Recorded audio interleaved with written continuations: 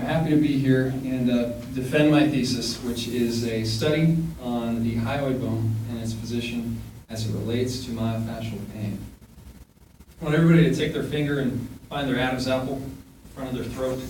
Kind of go to the top of it, you might feel a notch.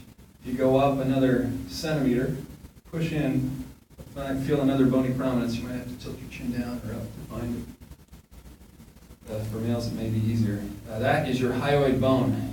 And this bone is frequently overlooked in our field, probably because we don't see it, and we don't think about it, we don't know a lot about it.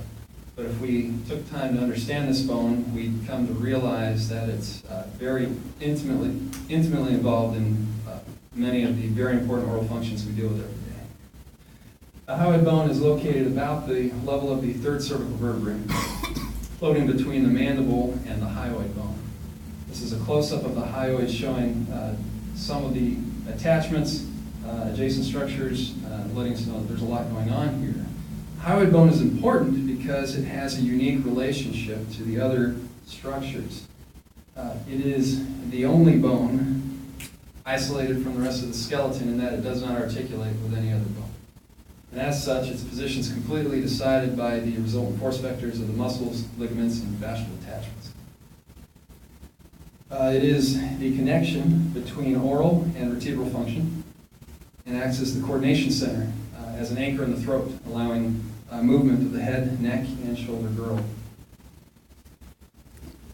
The hyoid bone gets its name from the Greek word hyoides, which refers to its resemblance of the Greek letter epsilon, and it is itself composed of a body and greater and lesser horns. The lesser horns are sometimes fibrocartilaginous even into adulthood. Other times they may be fully ossified.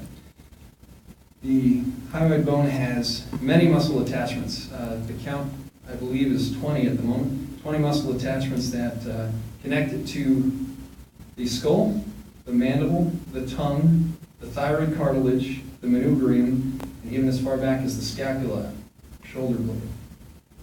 It's also posteriorly, it's attached well to the cervical spine via the cervical fascia.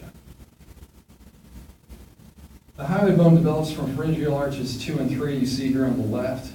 On the right, you see an H that labels the hyoid prominence. That's a chick embryo at day 2.